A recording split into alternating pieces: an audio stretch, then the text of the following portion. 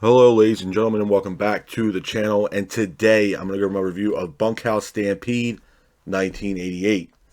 Starting off the evening, we'll go to our first match of the night.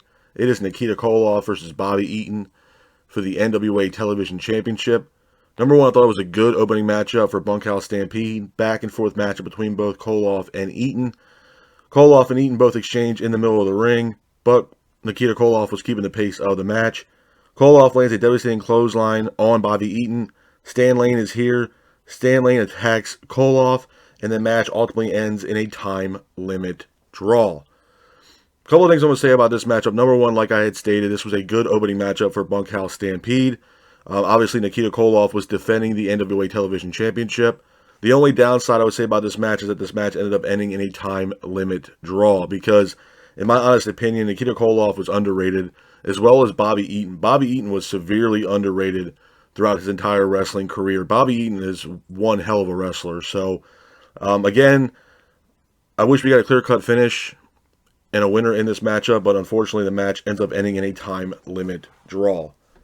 Moving on from that, we go into our next match of the night. It is Larry Zbyszko versus Barry Windham for Windham's Western State Heritage Championship. Again, I thought this was a good matchup. Back and forth match between both Zbyszko and Windham, with Windham keeping the pace of the match.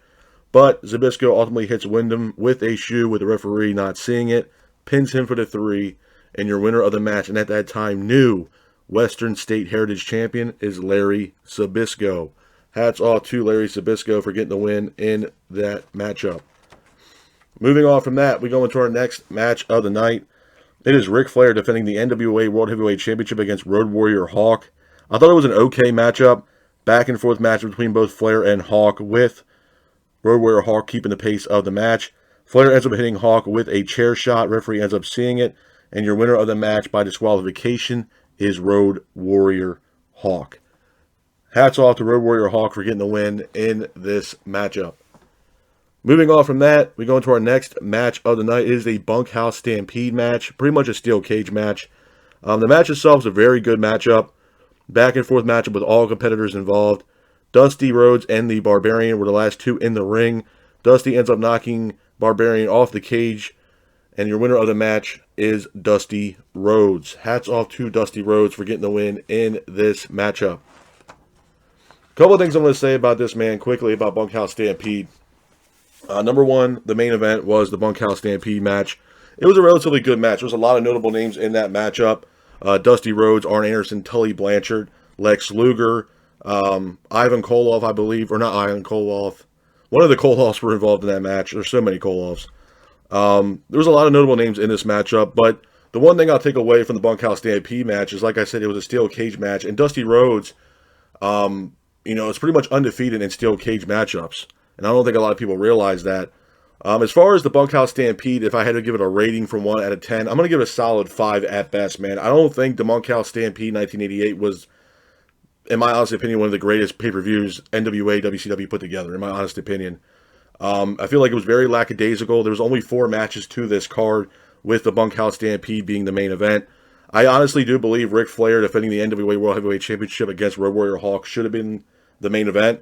I feel like majority of pay-per-views, maybe besides the Royal Rumble or like the King of the Ring or something like that, the Heavyweight Championship should be the main event. You should highlight your World Championship and your World Champion, and we didn't get that with the Bunkhouse Stampede. Instead, we ended up getting the Bunkhouse Stampede matchup.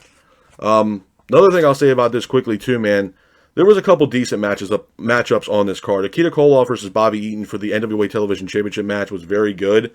The only downside of that, like I had stated, was that the match ended up turning into a time limit draw. We did not get a concrete winner in that matchup. The other match that was kind of interesting as well is Larry Zbyszko versus Barry Windham. Barry Windham was a fantastic wrestler. Larry Zbyszko, to me, I'm not going to take anything away from his athletic ability and why he was a professional wrestler, but a lot of Zbyszko matches, 9 times out of 10, at least the ones that I've seen, he ends up losing. And honestly, he was probably at the time, one of the biggest heels in the business, back in the 80s. But other than that, the Koloff-Eaton match and the Zbyszko-Windham match was probably the top 2 matches on this card, with the Bunkhouse Stampede obviously being the main event. But like I said, if I had to give this a rating from 1 out of 10, I'm going to give Bunkhouse Stampede 1988 a solid 5 at best. But this is my review of Bunkhouse Stampede. I hope you guys are out there staying safe. Be careful, and remember, Stay classic. Peace.